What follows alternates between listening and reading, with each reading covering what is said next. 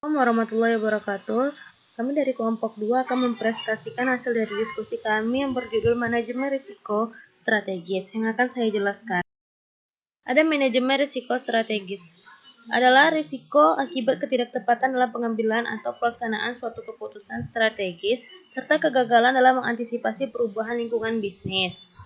Nah, mengapa bisa timbulnya risiko strategis ini? Karena adanya kelemahan perusahaan dalam proses formulasi strategis dan ketidaktepatan dalam perumusan strategi, sistem informasi manajemen yang kurang memadai, hasil analisis lingkungan internal dan eksternal yang kurang memadai, penetapan tujuan strategi yang terlalu agresif, ketidaktepatan dalam implementasi strategis, dan kegagalan dalam mengantisipasi perubahan lingkungan bisnis.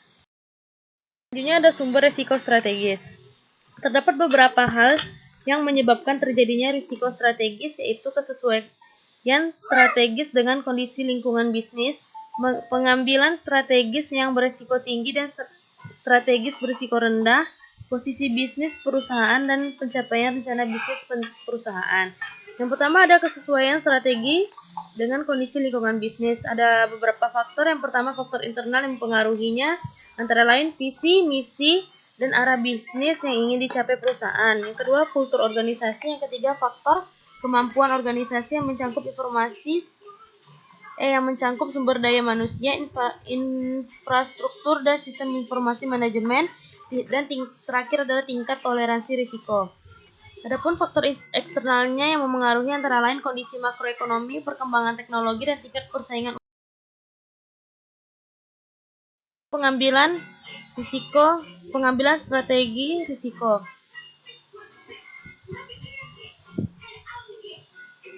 Strategi risiko rendah adalah strategi di mana perusahaan melakukan kegiatan usaha pada pangsa pasar dan nasabah yang telah dikenal sebelumnya atau menyediakan produk yang bersifat tradisional sehingga tingkat pertumbuhan usaha cenderung stabil dan dapat diprediksi.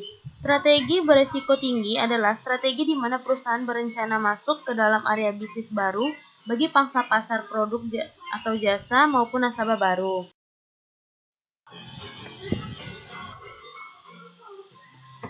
Selanjutnya ada posisi bisnis perusahaan. Posisi bisnis perusahaan dilihat dari beberapa sisi, yaitu pasar di mana perusahaan melaksanakan kegiatan usaha, kompetitor dan keunggulan kompetitifnya, efisiensi dalam melaksanakan kegiatan usaha, diversifikasi kegiatan usaha, dan cakupan wilayah operasional, serta kondisi makroekonomi dan dampaknya pada kondisi perusahaan. Nah, dengan demikian, keberhasilan perusahaan dalam mengantisipasi risiko strategis akan terlihat dari seberapa besar tingkat keberhasilan atau kegagalan perusahaan dalam mencapai tujuan yang dapat dinilai berdasarkan posisi perusahaan di pasar dan keunggulan kompetitifnya yang dimiliki baik terhadap peer group maupun industri secara keseluruhan.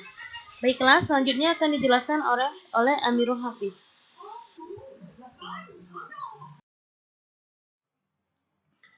Baiklah, saya akan melanjutkan penjelasan dari Ivona, yaitu pencapaian rencana bisnis. Ucapan rencana bisnis akan memperlihatkan keberhasilan atau kegagalan kinerja perusahaan titik. Oleh karena itu, perlu senantiasa dimonitor realisasi rencana bisnis perusahaan. Tujuan penilaian ini adalah untuk mengukur seberapa besar defisi realisasi rencana bisnis dibandingkan dengan perencanaan strategis perusahaan.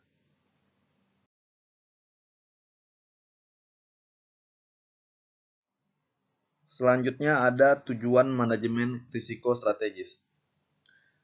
Tujuan utama risiko strategis adalah untuk memastikan bahwa proses manajemen risiko dapat meminimalkan kemungkinan dampak negatif dari ketidaktepatan pengambilan keputusan strategis dan kegagalan dalam mengantisipasi perubahan lingkungan bisnis.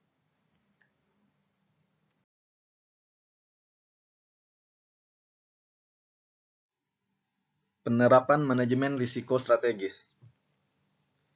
Penerapan manajemen risiko strategis bagi perusahaan yang ideal minimal terdiri dari beberapa cakupan. Yang pertama, adanya pengawasan aktif Dewan Komisaris dan Direksi. Contohnya sumber daya manusia dan organisasi manajemen risiko strategis. Yang kedua, ada kebijakan dan prosedur manajemen risiko serta penempatan limit risiko. Contohnya strategi manajemen risiko, kebijakan dan prosedur, dan limit.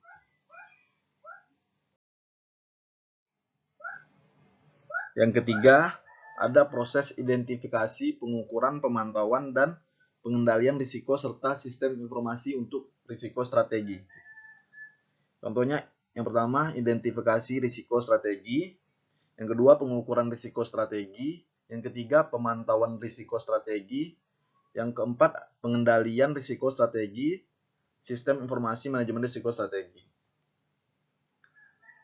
Yang keempat, ada sistem pengendalian intern.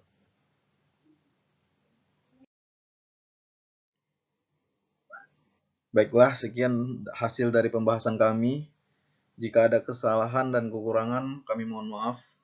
Atas perhatiannya kami ucapkan terima kasih. Assalamualaikum warahmatullahi wabarakatuh.